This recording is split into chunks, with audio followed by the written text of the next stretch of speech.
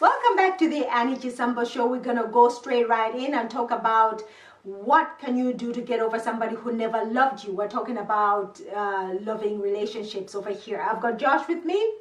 Hi guys. Okay, we'll go straight right into it. Say, for example, you have just had a messy breakup, you're in tatters. What do I do now to get better? Alright, the first thing that you do is you accept your emotions.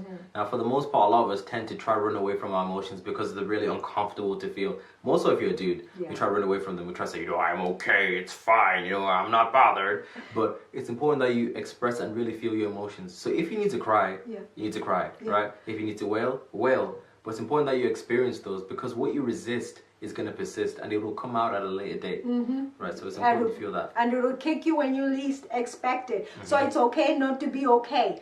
Okay, so after you have cried, you're exhausted, you're numb, what's the next step? The next step is to look back at the relationship objectively. So a lot of the time after the breakup, we look back and we're angry. We look at it from a subjective point of view. So we're like, that person was so wrong. They were so terrible.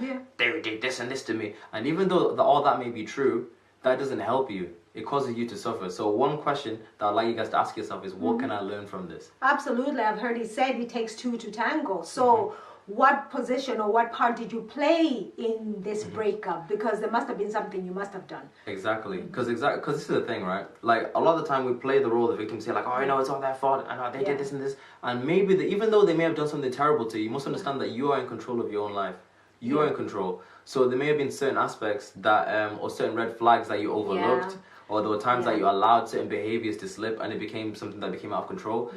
There were times, what I'm saying, you're in control of your life, right? Okay, so once you have learned that, okay, fine, this was the part I played and I will not be doing that in the foreseeable future, but he or she was wrong in this regard, okay, you've looked at it, then what? Then after you've done that, you've looked back at it, you let it go, and now you start building a life that you enjoy, right, with all that new knowledge you've acquired. Because one of the reasons why a heartbreak hurts so much for a lot of people is because they've not built a life they enjoy.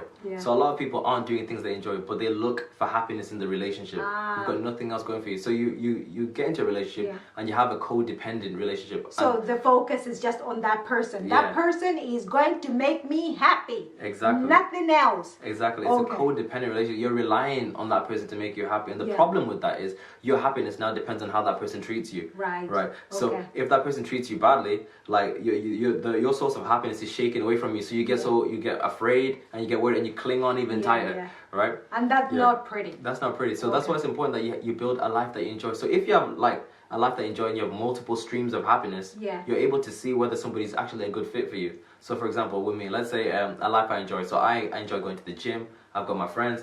I like doing videos with my mom, all that stuff, right? All these are sources of happiness. So when somebody comes in and they want to get in a relationship with me, I see them as someone who's supposed to add to my happiness already. They're not somebody who's going to give me happiness. That analogy of ice cream comes to mind. Exactly. So like your life should be like ice cream. Right? Ice cream's amazing on its own. It tastes great. But what all a relationship is sprinkles, right? Sprinkles on the ice cream. It adds to the flavor. Like, you don't need the relationship there. You don't need the sprinkles on your ice cream for it to be good. But it just adds to it.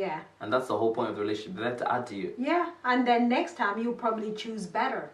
Yeah, exactly, right? So that's what it's about. You need to have a life that you enjoy. A life outside of that person. Fabulous. Thank you so much, Josh. We're going to go on a break to hear from our sponsors, but don't forget to comment below, like, share, subscribe.